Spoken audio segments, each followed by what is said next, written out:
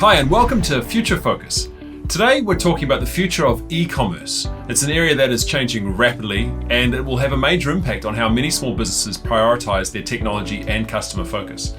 To help us unpack how small businesses can succeed in today's changing landscape and prepare for what's to come, I'm excited to be joined by James Johnson, the APAC Director of Technology Services and Enterprise at Shopify. James has 20 years of global retail experience and deeply understands the challenges in this space. James, thanks for joining us today. Thanks for having me, James. So to start off with, you've recently done some research into how consumer behaviors change in retail. How have you seen consumer expectations change over the past 3 years in particular? Yeah, we've definitely seen that consumers have faced an onslaught of macroeconomic level events, from the pandemic to cost of living crisis and pressures there as well. And so from our research, we've seen that 93% of Australians say that their priorities have changed over the past 3 years, unsurprisingly, and health is a top priority for 63% of Australians. When it comes to the retail side of things, we've seen that 78% of consumers are prioritising value for money when shopping and are cutting back in some areas so they can splurge in other areas. And so how do you expect them to change over the next 5 years? 5 years is a long time in e-commerce firstly, but I see a big trend towards things like convenience and seamless experiences. Many consumers experience this blend of online and in-store shopping that we call omnichannel, and people are prioritizing those seamless shopping experiences that really link what happens in store, what happens online, and what happens in places like social as well. So bringing all those together is what consumers expect. Consumers see and have experiences in adjacent industries and then expect it in the context they're in. So it might be having an amazing payment experience with a particular brand or business, and they expect that everywhere.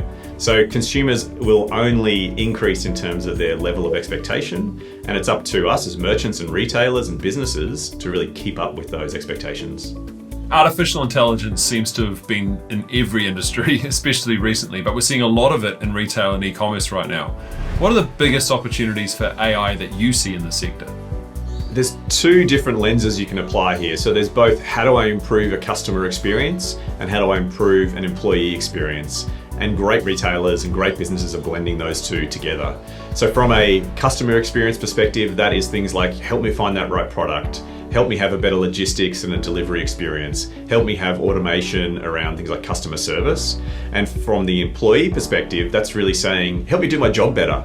In an e-commerce context, it's things like tools to be able to create product descriptions more easily using artificial intelligence, creating content, creating campaigns as well. So blending those two together is really the secret to success. We've also seen a lot of innovation recently in the types of payments that retailers use, from cryptocurrency to buy now, pay later, to new subscription models. What do you expect will be the next trends in e-commerce payments, and how do small businesses take advantage of those as they emerge? Yeah, cash used to be king, and now with so many payment options, that is no longer the case. What we absolutely see is there is a level of hygiene that's expected from consumers. So they expect to be able to pay on credit or debit cards. They expect to be able to have special offers and discounts based on loyalty. They expect to be able to have buy now, pay later, and all the variations and options around that. So consumer expectations have increased substantially around that. We know that getting that right is such a huge benefit to businesses as well. So if you have things like accelerated checkouts and accelerated payment options, that can increase conversion rates by up to 50%. So there's a real opportunity for retailers to be able to improve their customer experience, to meet those hygiene factors, and also improve their bottom line by meeting those customer expectations. Thanks so much for sharing your insights on all of this, James. It's such a fascinating space. It's been great chatting with you today. Thank you, James.